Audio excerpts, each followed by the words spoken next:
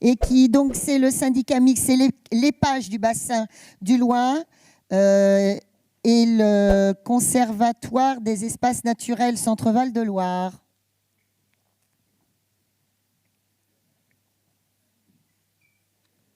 Ils sont tous les deux. Pourquoi vous voulez être au micro? Vous venez à côté de moi? Ah, parce que vous avez un pointeur. Ok, c'est bon. Bonjour à tous. Alors là, je vais me Donc, présenter. alors, il y a Antonin Jourdas, c'est ça? Ou Jourdan? C'est ça, Jourdas. Antonin Jourdas. Et puis, pour l'Épage, il y a Mathieu Moès. C'est ça, tout à fait. Oh, formidable, on m'a donné les bonnes infos. Donc, Mathieu Moès, moi, je suis le directeur de l'Épage du bassin du Loing. Voilà, l'idée aujourd'hui, c'était de témoigner en binôme avec Antonin pour vous expliquer comment on travaille pour préserver les milieux aquatiques sur un secteur bien particulier. Avant de débuter, je vais déjà remercier l'agglomération pour nous avoir conviés et nous donner la possibilité de témoigner sur ce que l'on fait au quotidien. Et puis, donc, dès que la présentation va démarrer, on va faire cette présentation en binôme. Donc, je vais rester debout, si vous me permettez. Voilà, je vous remercie. Est-ce que vous avez votre micro à côté? Non, mais est-ce que peut-être qu'il fonctionne, oui, celui-là? 1, 2, oui, voilà. C'est pas mal comme ça? Ouais, très bien. Sinon, vous prenez un micro à fil. Non, c'est très bien comme bon ça, je vous remercie.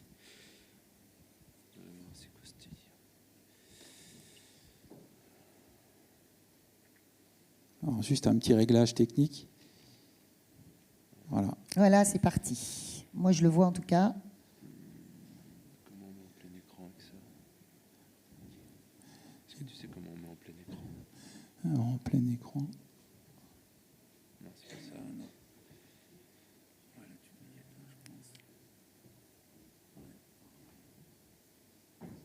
Non, c'est pas ça. Ah. Ah, c'est ça. Voilà. Alors là, on l'a. Voilà. C'est bon. C'est parti. Voilà, donc l'idée, c'était de témoigner sur le partenariat que l'on a mis en place donc, pour préserver les zones humides de fond de vallée. Donc les cas particuliers, donc c'est sur les prairies de Loine à Amilly notamment. Je vais tout d'abord vous présenter l'Épage du bassin du Loing, et puis je donnerai la parole à Antonin pour la suite. Donc présentation des structures. Donc l'Épage du bassin du Loing, je prends le pointeur, je crois qu'il y en a un. Voilà. Alors, voilà, c'est ça. Donc l'Épage du bassin du Loing est situé sur le vaste bassin de la Seine, que vous avez ici représenté sur la carte. Donc le bassin du Loing est ici, vous voyez, donc dans la partie plutôt amont du bassin de la Seine. Ah, c'est moi qui fais une bêtise, excusez-moi. Voilà, donc le bassin du Loing, c'est un syndicat mixte fermé. En fait, c'est un syndicat de rivière, pour faire simple. Donc un syndicat mixte fermé qui couvre l'intégralité du bassin versant du Loing. Donc ça a été dit tout à l'heure. Le bassin versant du Loing est situé sur 3 régions et 3 départements. Donc c'est 18 EPCI à fiscalité propre que vous avez là sous les yeux, donc toutes les Comcom qu'on voit ici, ou agglomérations. C'est 269 communes, à peu près 276 000 habitants, 4 000 km², c'est 3 000 km de cours d'eau, avec un budget annuel d'environ 7,8 millions d'euros. J'y reviendrai après pour vous expliquer comment on utilise ce budget. Et c'est une cotisation en moyenne de 3 euros par habitant. Donc vous tous, ici présents, contribuez à nos actions. Donc je l'ai dit, 3 départements, 3 régions, et également une équipe technique et administrative qui couvre l'intégralité du territoire, parce que nous sommes implantés donc, à Montargis au niveau du siège de la structure, mais nous avons également une implantation dans l'Yonne, à l'amont du bassin, et une implantation à l'aval du bassin, à Nemours.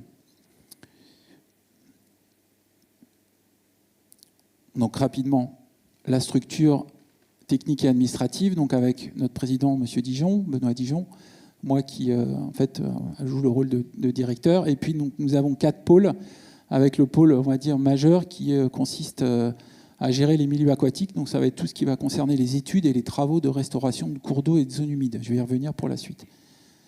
Ensuite, on a un pôle qui gère plus particulièrement l'érosion et le ruissellement, qui est aussi une thématique importante. Donc avec un chargé de mission qui est arrivé il y a très peu de temps.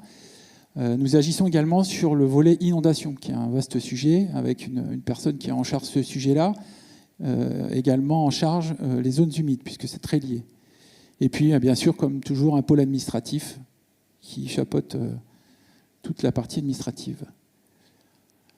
La petite particularité de la structure du syndicat de bassin versant, pour faire simple, c'est qu'elle est découpée en sous-secteurs que vous avez ici en couleur, qui correspondent pour chacun soit à l'intégralité d'un cours d'eau affluent, que vous voyez ici par exemple, le Solin, la Besonde, puis au Vernisson, le Betz, la Cléry, je ne vais pas tous les citer, ou à un tronçon du Loing, le Loing étant sectorisé en 4 sous-secteurs.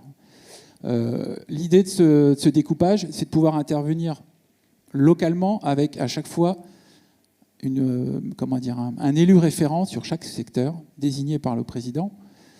Donc nous avons ici M. Coulon, d'ailleurs, ici présent, qui représente un secteur.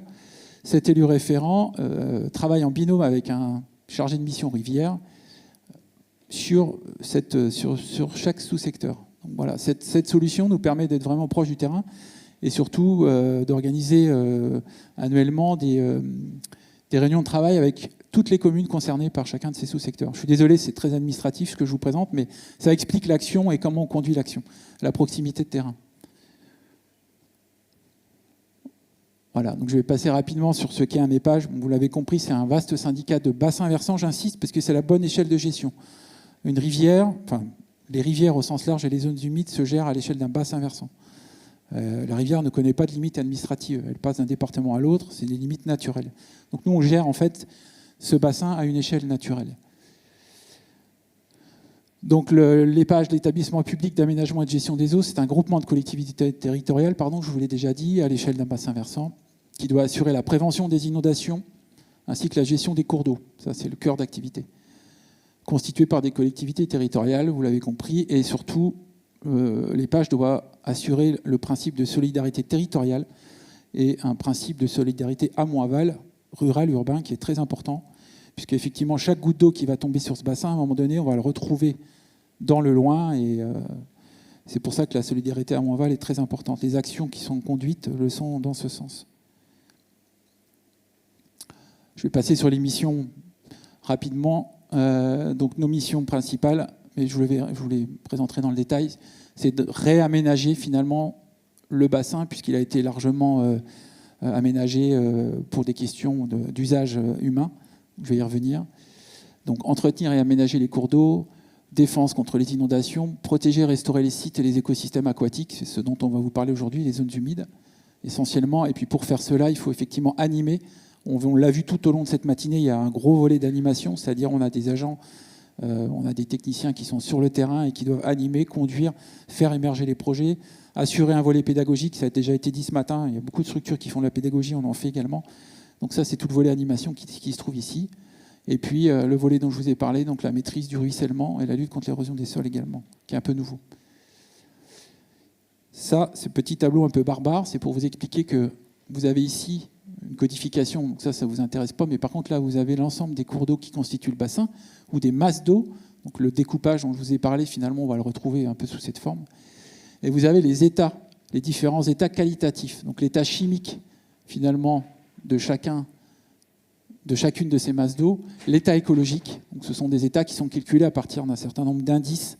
Donc les indices, c'est quoi? C'est les inventaires qu'on va faire, les inventaires sur les poissons, sur les invertébrés, sur les moules d'eau douce qui sont présentes, sur les mousses, les algues, tout ce qui constitue finalement l'écosystème.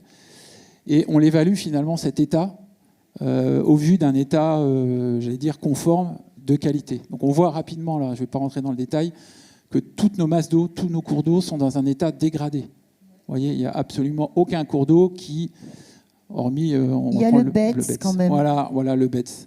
On a le Betz, alors pourquoi on a effectivement un bon état chimique et un bon état écologique. Alors il se trouve qu'il a été moins perturbé que les autres.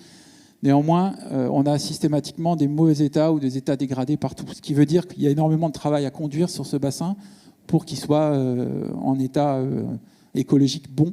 Vous voyez, alors je l'ai illustré rapidement, mais on va partir d'un constat qui est un peu celui-ci, c'est un peu résumé de manière simple, mais on a des cours d'eau qui ont été énormément aménagés par la main de l'homme, je vous l'ai dit. On tendrait vers un état beaucoup plus naturel, avec des zones d'expansion de crues, des zones humides, des cours d'eau, ce qu'on appelle méandriformes, donc vous voyez, avec des virages, pour pouvoir accueillir finalement un certain nombre d'habitats aquatiques. Vous voyez, on a un certain nombre d'habitats qu'on peut voir. Tout ça constitue finalement un écosystème, on va dire, en équilibre. Donc on part de là pour aller vers cette situation-là. Donc on a beaucoup de travail à conduire. Dans nos grandes actions, voici les grandes actions. Donc on a un premier enjeu qui consiste à rétablir ce qu'on appelle la continuité écologique. C'est encore un terme un peu barbare. Simplement, ce qu'il faut savoir, c'est que les cours d'eau ont été fractionnés par l'homme, via les barrages, via des seuils, via des radiers de ponts. Tous ces aménagements-là qui ont été faits sur nos rivières viennent fractionner notre trame bleue. On a parlé de trame bleue ce matin. Voilà, la continuité écologique, finalement, c'est la restauration de la trame bleue. Donc on va venir aménager les ouvrages, voire même les enlever parfois, ça a été fait à Montargis, ou les rendre franchissables pour les espèces, pour les poissons et pour les sédiments qui doivent également traverser la rivière de manière assez naturelle. Donc ça, c'est un premier enjeu. Pardon, je suis allé un peu vite. Ensuite, on a encore un terme barbare, je suis désolé, c'est la restauration hydromorphologique des cours d'eau. Qu'est-ce que c'est que ce terme barbare? C'est de restaurer de bons habitats au sein des cours d'eau. Quand on a un cours d'eau très chenalisé, je prends l'exemple du Solin, Monsieur Coulon, vous m'excuserez, mais c'est un bon exemple, du Solin, la rivière le Solin, ou la Besonde, je vais prendre la Besonde. La Besonde, pourquoi la Besonde? Initialement, cette rivière faisait 60 km de long, elle a été réduite à 30 km. Par la main de l'homme, donc en réduisant finalement tous les méandres, en recoupant, en rescindant les méandres pour des questions d'aménagement agricole essentiellement, pour pouvoir favoriser la pratique de l'agriculture. On a réduit en fait son linéaire, et quand on réduit le linéaire, forcément, on réduit les habitats disponibles et on tape dans l'écosystème et on l'abîme. Donc la restauration hydromorphologique, c'est ça, c'est de restaurer les cours d'eau. Alors typiquement, c'est quoi? C'est remettre des anciens méandres en service. Donc redonner un peu de diversité à cette rivière, recharger les rivières qui ont été curées anormalement à la pelleteuse, puisqu'on a des cas comme ça, on a énormément de cas où les rivières ont été curées pour abaisser également les lignes d'eau pour pouvoir favoriser le drainage des parcelles. Donc on va essayer de remonter un peu les lignes d'eau, ramener des pierres, voilà, typiquement on va aller chercher des silex, on va les remettre dans la rivière. Donc ça c'est de la restauration hydromorphologique. On va faire de l'entretien également, puisque ça c'est important, par une gestion sélective. Donc on va enlever vraiment les gros embâcles qui peuvent générer un impact sur l'intérêt général ou sur les inondations. Préserver et restaurer les zones humides, on va en parler, et Antonin va vous détailler exactement ce que l'on fait quotidiennement en partenariat. Acquérir des connaissances, puisqu'en fait ce bassin, vous avez vu, c'est un grand bassin. L'épage est issu d'une fusion de plusieurs structures anciennes qui avaient plus ou moins de moyens. Et on n'a pas forcément une connaissance exhaustive finalement du fonctionnement global de notre bassin d'un point de vue hydrogéologique ou hydraulique. Donc c'est pour ça qu'on conduit un certain nombre d'études qui viennent compléter les connaissances. Et également un certain nombre de suivis qualitatifs du bassin, donc des points de mesure que l'on met en place. Le volet de sensibilisation du grand public, il a été présenté largement ce matin, donc on contribue également à ce volet-là en faisant des animations dans les écoles, notamment une participation aux assises de la biodiversité aujourd'hui, mais également d'autres manifestations du type JDD par exemple. Voilà, donc on a des équipes qui, en plus de leur travail technique, font ce travail d'animation. On n'a pas d'animateur dédié comme certaines structures peuvent l'avoir, donc on n'y passe pas non plus la majorité de notre temps, mais on le fait. Et puis l'animation, donc ça c'est ce que je vous expliquais, c'est toutes les équipes, tous nos chargés de mission qui animent finalement ce bassin et qui vont aller chercher les projets, aller convaincre les particuliers d'agir. Ce programme d'action, je vous ai mis un montant pour que vous ayez une idée quand même, parce que c'est relativement élevé. Donc pour nous, c'est élevé. C'est 20 millions d'euros de programmés sur les 5 années. Alors là, on est à mi-parcours de ce programme. Voilà, la semaine prochaine, on va faire notre bilan à mi-parcours, montrer à nos financeurs où on en est par rapport aux objectifs. Alors j'ai pris quelques exemples. Je pense que c'est des exemples que vous connaissez. Donc là, par exemple, quand on parle de restauration de la continuité écologique, là, on est à Fontenay-sur-Loing, où on avait un barrage, d'ailleurs, dont une partie nous appartenait, vous voyez ici, barrage à Clapet, que l'on a rendu franchissable. En fait, on a simplement supprimé le barrage et on a fait des systèmes de pré-bassin. Vous voyez, on a quand même quelques chutes qui apparaissent là, ici. On a fractionné la chute qu'on a ici en plusieurs zones pour permettre aux poissons de remonter et franchir l'obstacle. Donc voilà, on ne va pas rentrer dans les détails financiers, mais ce qu'il faut que vous reteniez, c'est que toutes ces actions elles sont conduites avec un appui fort de l'Agence de l'eau Seine-Normandie. En moyenne, on a, je dirais, pratiquement 80% de subventions. On a également un accompagnement fort du département, donc on a eu un témoignage tout à l'heure. Alors là, pour le coup, c'était un peu plus faible. Là, on a VNF qui a participé également, puisqu'ils étaient propriétaires d'une partie des ouvrages, et puis l'Épage, au travers de la cotisation de 3 € par habitant, finalement, on vient payer le reste à charge. Les entreprises, voilà, 3 mois de travaux. Et on parle de décloisonnement du loin. Donc, quand on dit qu'on décloisonne, c'est-à-dire qu'on rend un linéaire franchissable. Donc là, on a décloisonné 13 km. Donc c'est pas négligeable. 13 km de rivière qui fonctionne sans obstacle. Pour le poisson, ça permet de se déplacer plus facilement. Voilà, ça c'est un exemple. Et puis alors un exemple très récent également. Donc là, c'est des travaux que l'on a conduits sur l'Aveyron et le Loing. Donc il y a Gilles et Nonain, Montbouy et Conflans. Non, Saint-Maurice, pardon. Saint-Maurice, Montbouy et Conflans-sur-Loing, où de la même manière, on avait des anciens ouvrages qui n'avaient plus réellement d'usage pour le coup, et qui ont été supprimés. Alors là, on a une situation après travaux, vous voyez ici. Donc on voit une vaste banquette, mais ça évolue très très vite, puisqu'en fait, ça va être végétalisé. Donc on va avoir un cordon de végétation important qui va se développer, et qui fera transition entre ce que l'on voit ici, c'est-à-dire un milieu arboré, et les plantes aquatiques qui sont ici. Donc on va avoir un nouveau milieu finalement qui va s'installer, intéressant notamment pour les insectes. Donc voilà, on l'a ici schématiquement. Donc comme on a supprimé effectivement le plan d'eau qui était formé par cet ouvrage, on vient ce qu'on appelle resserrer, pincer un peu le lit pour éviter d'avoir des niveaux d'eau trop bas, puisque effectivement, comme on enlève un ouvrage, on abaisse les lignes d'eau, ce qu'on appelle nous la ligne d'eau. Voilà pour l'explication. Et puis je crois que ça c'est le dernier projet. Alors qui peut aussi entraîner un certain nombre de questions, mais là, on va déconnecter un plan d'eau, en fait. On a un plan d'eau, vous voyez ici, l'emprise originelle du plan d'eau est celle-ci. Donc on avait un étang, qui était ce qu'on appelle un étang sur cours, qui venait capter l'intégralité du débit du Milleron, à Haillan-sur-Milleron, et qui générait un certain nombre de dysfonctionnements, puisqu'en captant l'intégralité du débit, ce plan d'eau vient réchauffer les eaux, transformer finalement la composition chimique de l'eau.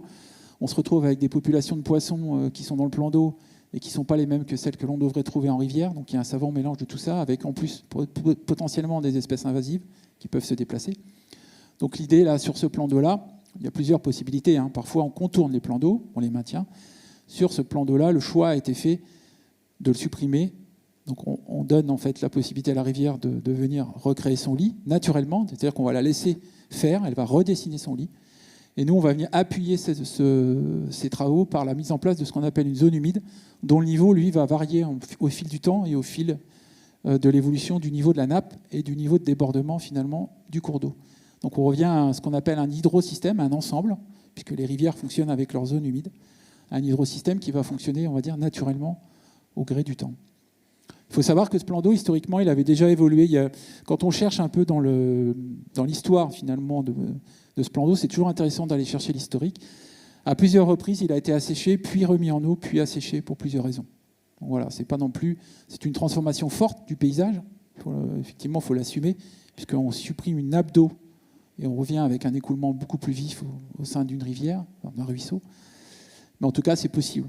Et voilà. Ce n'est pas une perte en qualité de paysage, c'est juste une évolution du paysage. Le truc, c'est que ce genre de choses, vous pouvez le faire quand ce sont des plans d'eau municipaux, comme on fait quand c'est chez du privé.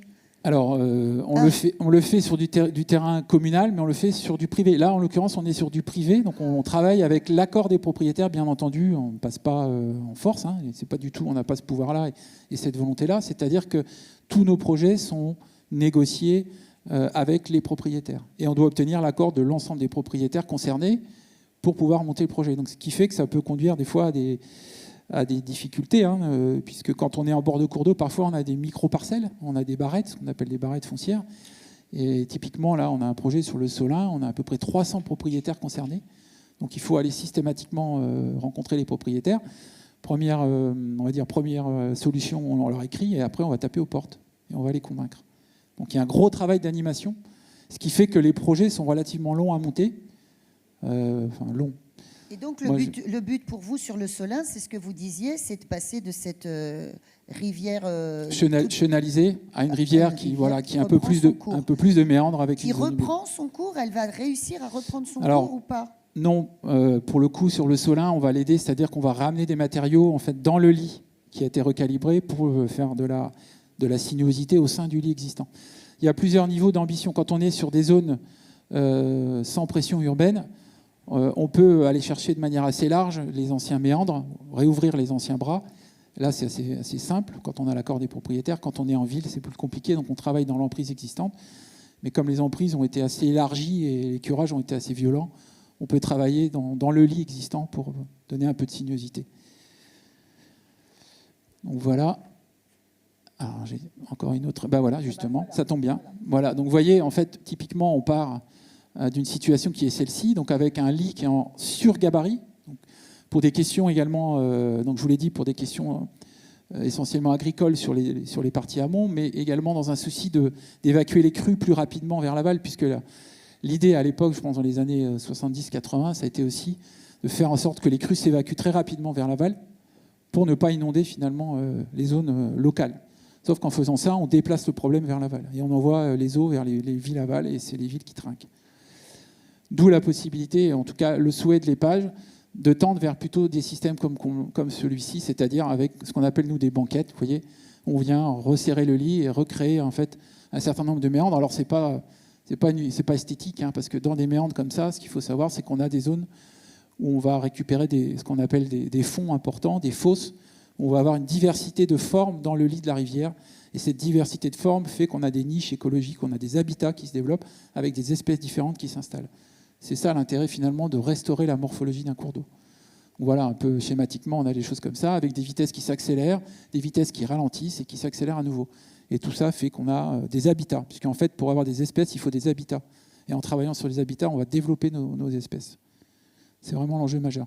Donc en quelques chiffres, sur ce projet-là, on a 3300, on estime pouvoir restaurer 3 km de lit mineur, 2 hectares, un peu plus de 2 hectares de zone humide, 3 barrages, donc c'était des clapets, puisqu'en fait, quand les premiers travaux ont été conduits, ici, on a recalibré les cours d'eau, donc on les a élargis, bien sûr, et on s'est rendu compte que l'eau partait un peu vite.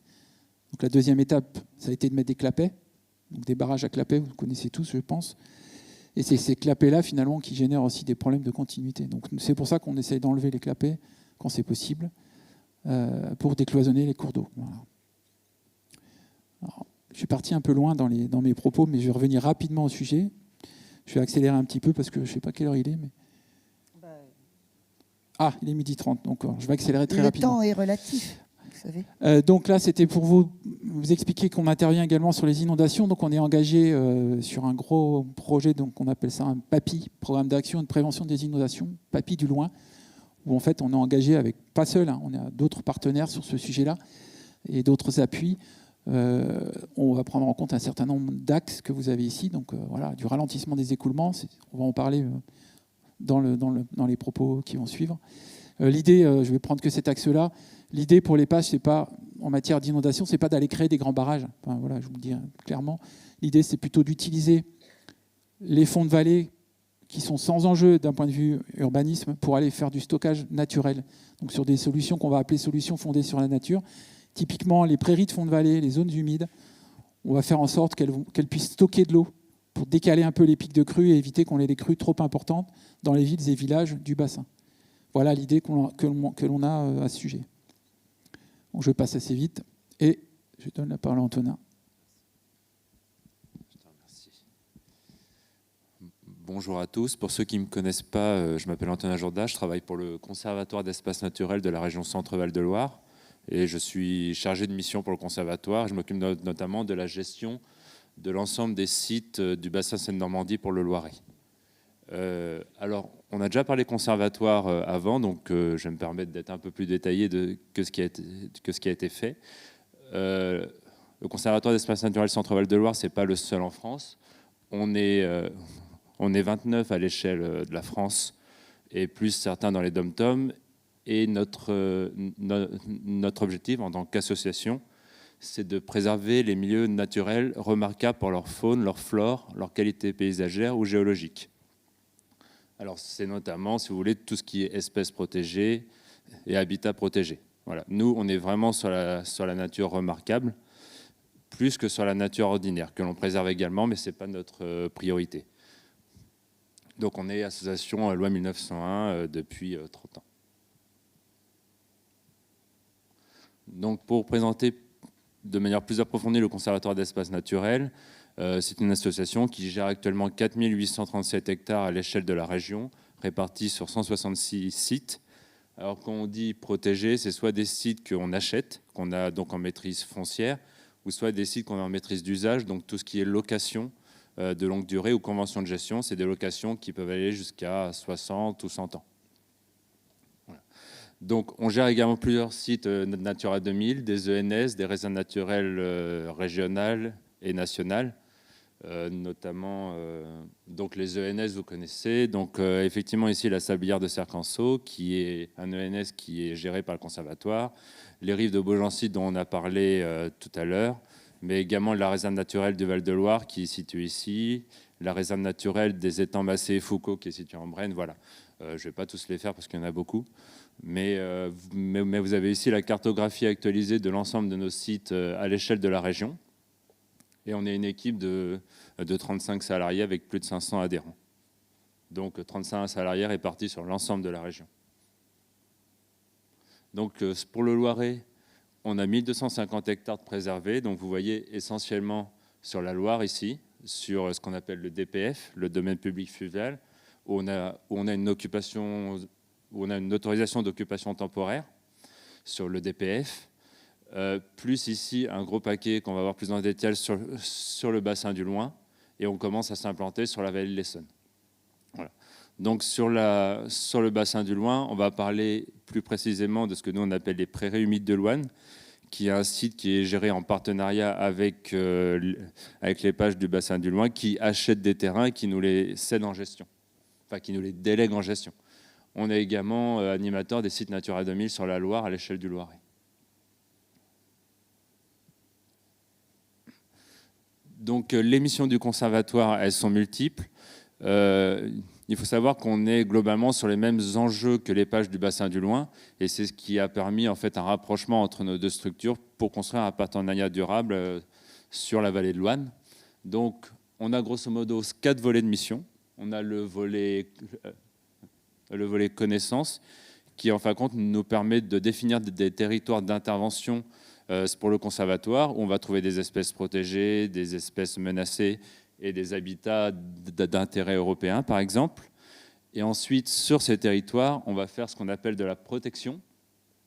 Donc, on va aller voir les propriétaires, on va aller voir les communes sur lesquelles il y a des enjeux de biodiversité, et on va chercher à travailler avec ces propriétaires, avec ces collectivités, pour préserver les enjeux de biodiversité qui ont été définis. Donc ça passe soit par de la maîtrise foncière, donc on va voir les propriétaires, on leur demande s'ils sont intéressés pour vendre leur terrain au conservatoire, ou soit on passe avec les collectivités, avec l'État, sur des propositions de location et de conventions sur le long terme, sachant que du coup on propose aux propriétaires de faire l'ensemble de leur gestion sur leur terrain, et ça leur coûte zéro, quoi. C'est-à-dire qu'on vient, on fait la gestion de manière à préserver la biodiversité, et en échange, le propriétaire a son terrain géré et il reste propriétaire. Voilà. On accompagne également les politiques environnementales de l'État et des collectivités. C'est ce qu'on fait notamment avec le PETR Gâtinais-Montargois, pour lequel on a une convention pluriannuelle d'objectifs sur 3 ans qui nous permet de pouvoir en fait participer à la déclinaison de la trame verte et bleue à l'échelle du PETR. Voilà. On gère également les sites Natura 2000, comme j'ai indiqué avant. Donc, une fois qu'on a protégé les terrains via des baux amphithéotiques, via de la convention de gestion ou via de la maîtrise foncière, on fait ce qu'on appelle des plans de gestion. Donc, je reviens sur le volet connaissance, où en fin de compte, on va faire un diagnostic écologique de l'ensemble des parcelles qui sont incluses dans cette maîtrise, et on va regarder ce qu'il y a comme enjeu de biodiversité, et on va définir à partir de ces enjeux de biodiversité ce qu'on appelle un plan de gestion. Donc c'est sur 10 ans, on va programmer la gestion sur 10 ans de ce qu'il faut faire en termes de restauration des écosystèmes, en termes d'entretien des écosystèmes, en termes de connaissances, en termes de valorisation, pour pouvoir préserver les enjeux qui ont été identifiés. Voilà. Donc c'est des plans de gestion sur 10 ans qui sont renouvelés tous les 10 ans en fonction des nouveaux enjeux de biodiversité qui ont été définis.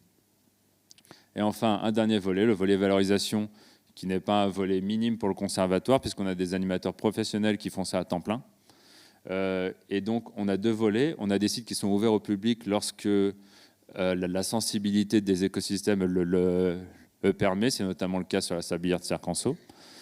Ou alors, si les sites sont trop sensibles, on fait juste de la sensibilisation au grand public via des animations grand public, des animations scolaires et autres. Voilà. Donc des visites, par exemple, à la destination des élus également. Voilà. Donc c'est les 4 grands volets sur lesquels le conservatoire intervient. Donc je vais vous parler de manière plus détaillée de la préservation des zones humides sur la vallée de l'Ouanne, ce qui nous concerne plus particulièrement puisque au sein de l'agglomération du Montargis, on a la commune d'Amy qui est concernée par ce projet. Donc ce qu'il faut savoir, c'est que ce projet il a démarré en 2010 par le fait que le conservatoire a souhaité intervenir pour l'agence de l'eau, pour de l'acquisition et de la gestion des zones humides au sein du bassin du Loing, et notamment a ciblé trois sous-bassins versants, que sont le Betz, la Cléry et l'Ouanne. Donc en 2011, il a été fait en fait un diagnostic sur l'ensemble de ces vallées par le conservatoire pour déterminer quels étaient les enjeux de biodiversité et quels étaient ensuite les territoires d'intervention où il fallait intervenir de manière prioritaire pour préserver les enjeux de biodiversité les plus importants, notamment en faisant de la maîtrise foncière et de la maîtrise d'usage. Donc, lorsqu'on fait un diagnostic comme ça, on fait une synthèse de l'ensemble des connaissances naturalistes qui existent. On va voir les associations, comme par exemple Lorraine Nature Environnement, qui ont des données, naturalistes, faune, flore, habitat. On fait ensuite une synthèse des enjeux. Ensuite, on hiérarchise ces enjeux en voyant où ils sont sur les vallées. Et ça nous permet de définir des territoires d'intervention prioritaires. Donc, sur l'Ouanne, il y avait 25% en fin de compte de la superficie de la zone d'étude qui était une zone de priorité forte en intervention, où il y avait notamment des prairies humides oligotrophes. Là, c'est ce que vous voyez si on est sur la commune de Saint-Germain-des-Prés, dont on parlera un peu après. C'était une prairie, en fait, c'est une prairie qui appartient à la commune de Saint-Germain, et plus particulièrement au CCAS de Saint-Germain, et où il y avait plusieurs centaines d'orchis de mai, que vous voyez ici, qui est une espèce protégée à l'échelle régionale, et qui donc a un intérêt de conservation très fort pour la région. Voilà. Donc on a travaillé avec la commune de Saint-Germain-des-Prés pour préserver cette zone.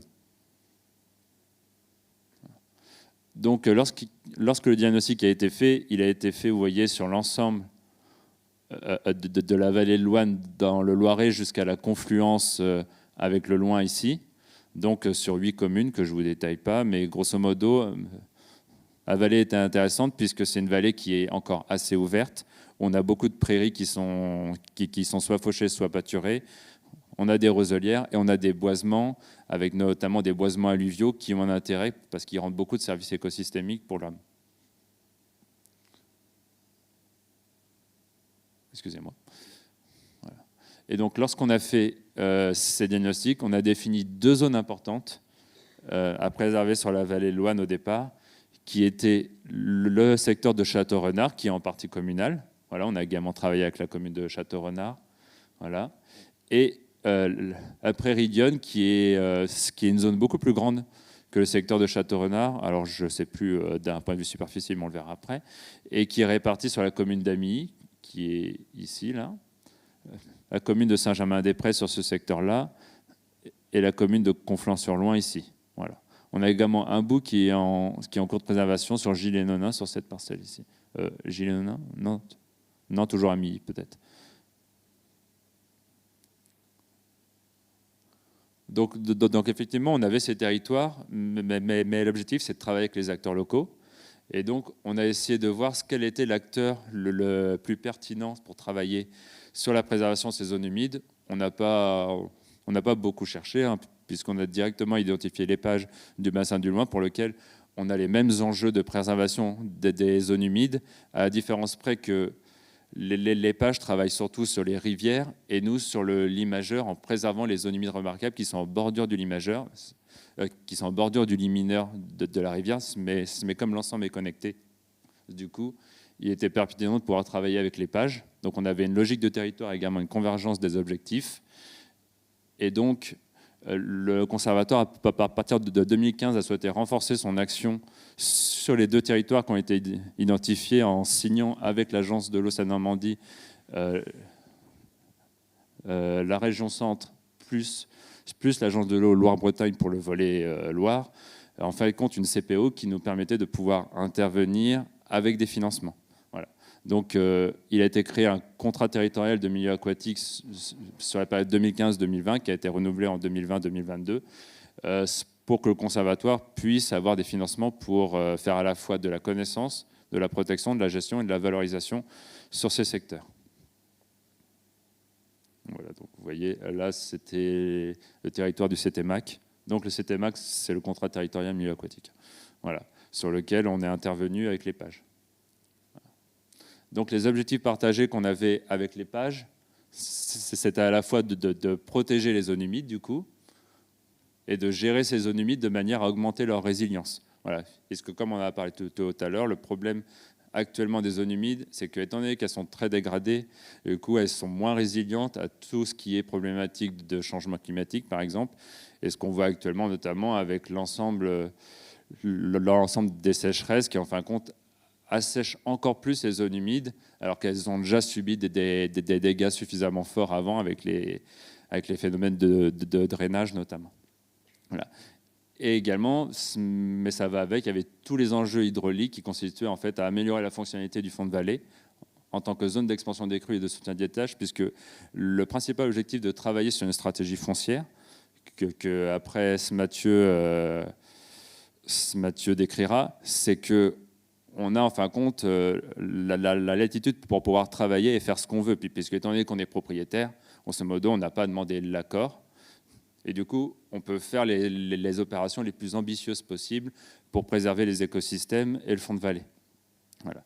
Donc c'est pour ça qu'il a été proposé de vraiment mettre en place une cohérence foncière sur le fond de vallée pour pouvoir travailler à la préservation de ces zones humides.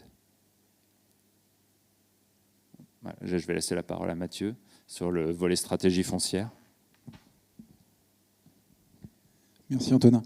Donc là, c'est les grandes dates en fait, de cette stratégie. Donc, Antonin l'a dit, mais il y a eu un diagnostic foncier en 2015, voilà, avec un envoi de courrier aux 500 comptes de propriété. Ça fait beaucoup, on va dire. Les premières acquisitions en 2016, avec des retours positifs de propriétaires. Nouvelle animation en 2019, en étudiant la partie foncier communal. Les biens vacants 100 mètres aussi, ça c'est une possibilité pour nous qui est intéressante. Les grands comptes de propriété.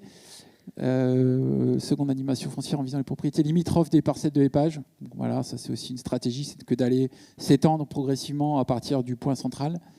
Et puis l'identification, ça a été dit, des parcelles à fort potentiel. Antonin l'a dit, il y a 25% je crois de sites, voilà, de territoires à fort potentiel.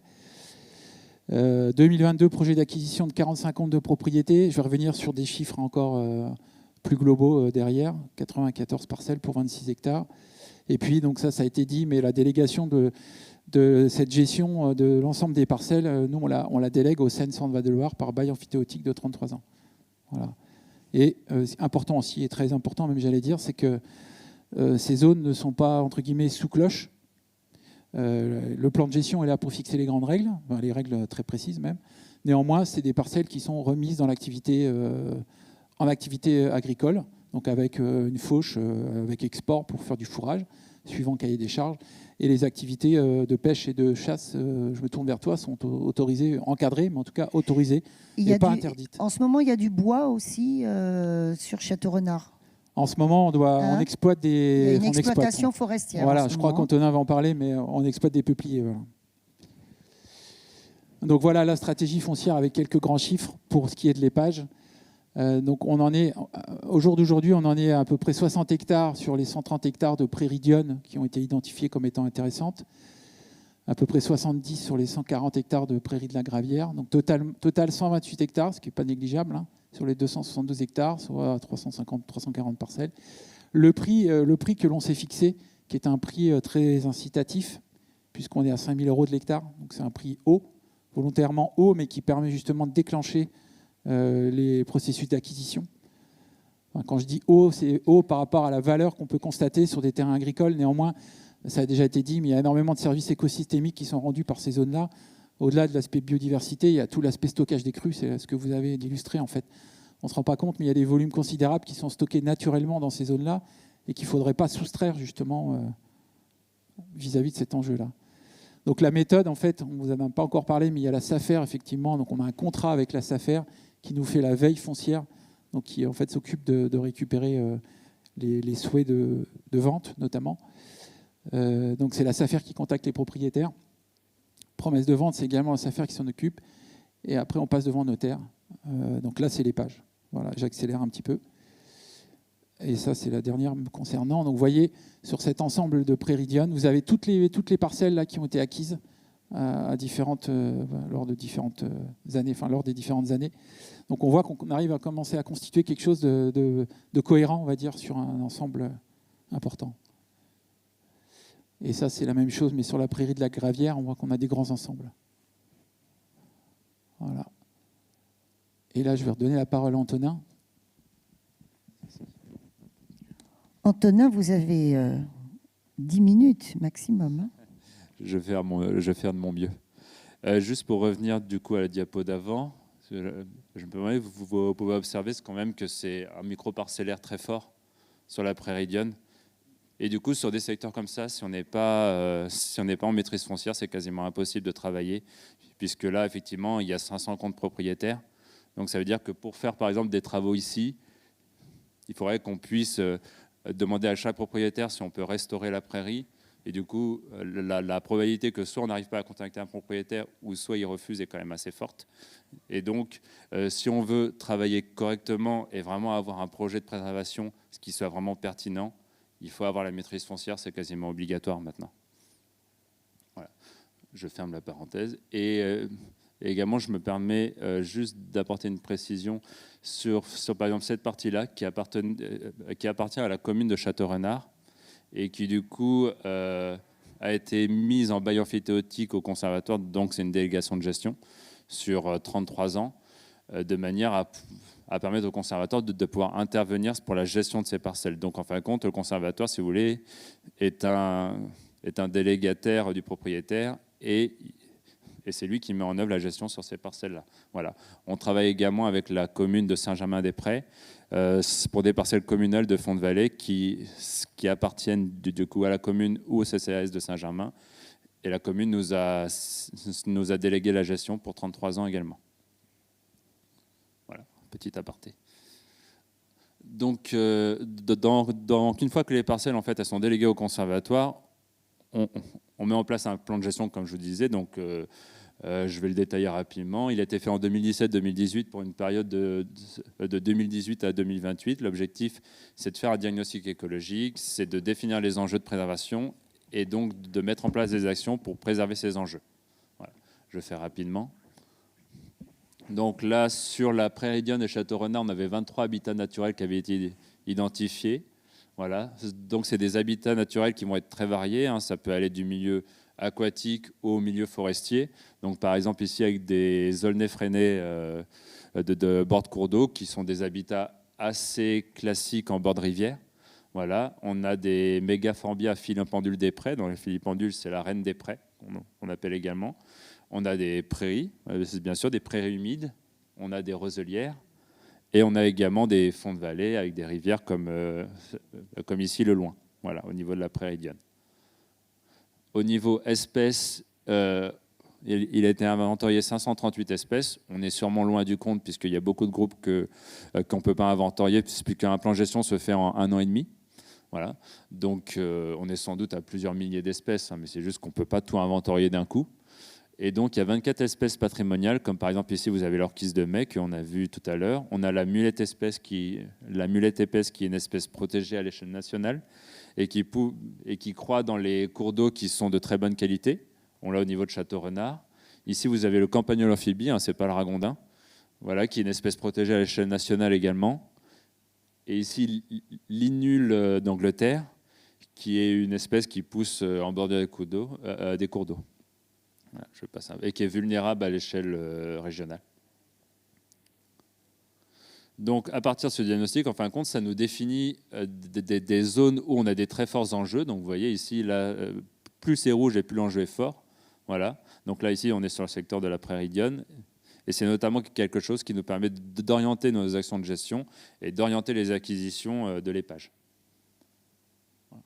Alors, pourquoi on s'est intéressé à ce type de zone au départ? C'est parce que il faut savoir que ces zones, au départ, elles étaient très ouvertes puisqu'elles étaient entretenues par le pâturage notamment et par la fauche. Donc là, vous avez la zone en 1949 de la prairie d'Yonne. Vous voyez un schéma très ouvert avec beaucoup de fauche, beaucoup de pâturage. Et puis on observe au fur et à mesure avec des prises agricoles que ces milieux se sont fermés, notamment parce qu'il y a eu une forte augmentation de l'activité de populiculture. Voilà, qui s'est mise en place sur l'ensemble de la vallée. Donc, vous voyez, au fur et à mesure, les milieux se sont fermés. Voilà. Et donc, la populiculture, c'est la culture du peuplier. Hein. Pardon, oui, c'est la culture du peuplier. C'est ce qu'on vient de me dire. Voilà. Parce que nous, on ne sait pas forcément. Bien sûr, ouais, c'est ce qu'on appelle la peupleraie en général. Voilà. Et donc, avec cette fermeture, on a eu du coup une disparition des prairies. On a eu un dysfonctionnement hydraulique des cours d'eau puisque les peupleraie assèchent au niveau superficiel des cours d'eau. Pas les cours d'eau, mais la nappe alluviale, donc la nappe qui accompagne la rivière. Voilà. Et en même temps, lorsque ces peupleraie ne sont plus entretenues, elles créent facilement des embâcles et plus généralement des obstacles au cours d'eau. Donc voilà, c'est des menaces qui sont identifiées actuellement et l'objectif, c'est de revenir à des milieux plus ouverts qui ont une très grande biodiversité. Donc là, les menaces, je vous les ai identifiées.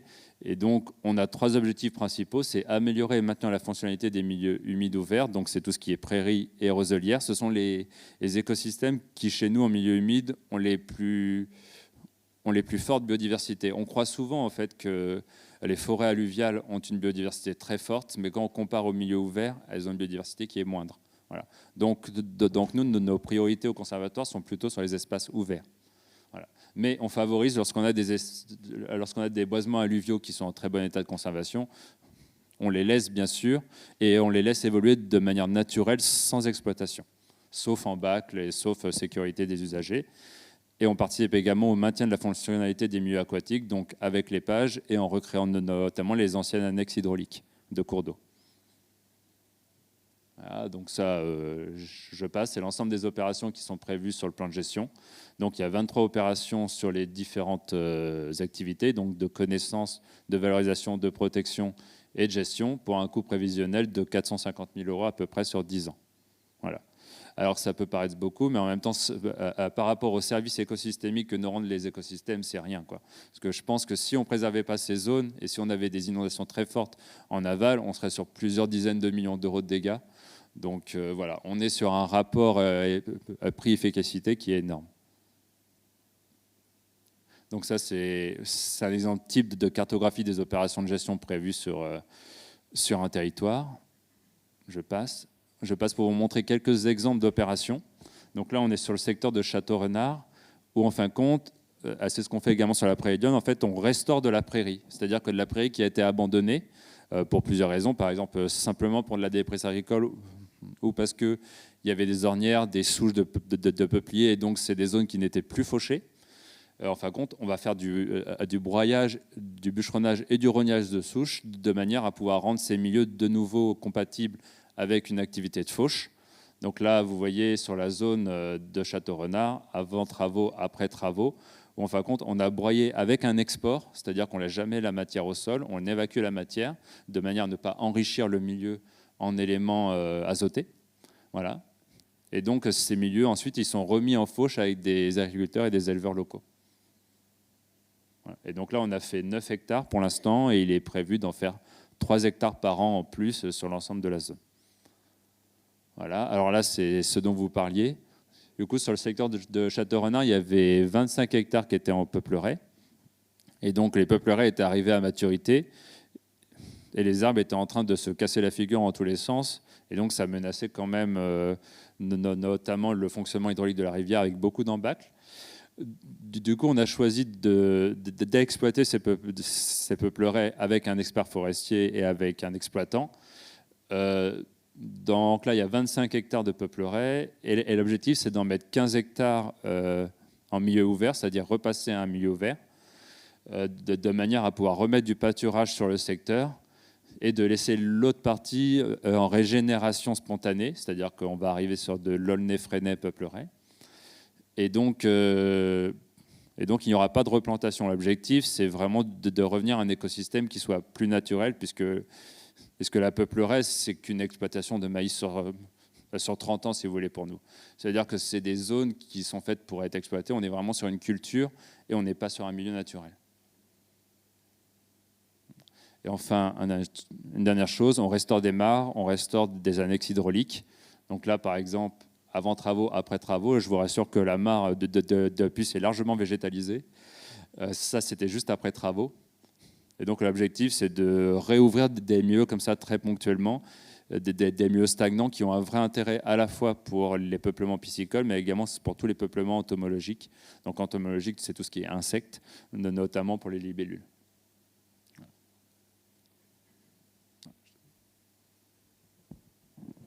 Une dernière partie super courte. Merci. Donc c'était une diapo pour vous expliquer qu'on a d'autres secteurs potentiels d'acquisition. Donc là, on était sur les prairies d'Yonne, on vient de le voir. Ce qu'il faut savoir, c'est qu'à l'épage, on achète également des parcelles suivant les possibilités qui nous sont données et suivant les projets que l'on mène. Donc vous voyez, alors là, je passe très vite, on a une action en fait sur l'ensemble du territoire. Voilà. Et puis je conclurai là-dessus. Donc, sur le budget annuel de l'épage que cette thématique occupe, c'est environ 100 à 200 000 euros par an d'acquisition avec l'aide forte de l'Agence de l'eau à 80%. Voilà. Et peut-être ce dernier chiffre qui est important aussi, on a fait estimer le volume stockable en fait, sur le secteur de la prairie d'Yonne, dont on a parlé. Le volume stockable en période de crue est évalué à environ 2 500 000 m3. Donc c'est pas rien, vous voyez, c'est quand même un volume important en période de crue. Voilà. Je crois qu'on est au bout. Donc plus d'informations concernant les pages, vous pouvez, voilà, on a un site internet, on est sur les réseaux sociaux, on a un rapport d'activité qui est disponible en ligne et on fait des newsletters régulières aussi sur le volet du PAPI qui sont disponibles également sur notre site internet. Voilà, je vous remercie. Bon, merci beaucoup. Merci à vous tous de votre participation. On a en effet débordé de 30 minutes. Maintenant, c'était 30 minutes de culture, 30 minutes de rencontres humaines passionnantes. Donc, j'espère que vous ne nous en voulez pas de trop. Bon appétit à tous. Cet après-midi, qui participe au... Non, personne? Si? Voilà, si, tout le monde participe, pour ainsi dire, aux visites. Et puis également, jeudi, on vous donne rendez-vous à partir de 8h30 en forêt. Attention. Merci, bon appétit. Voilà, j'étais ravie de passer ce moment en votre compagnie. Merci à tous.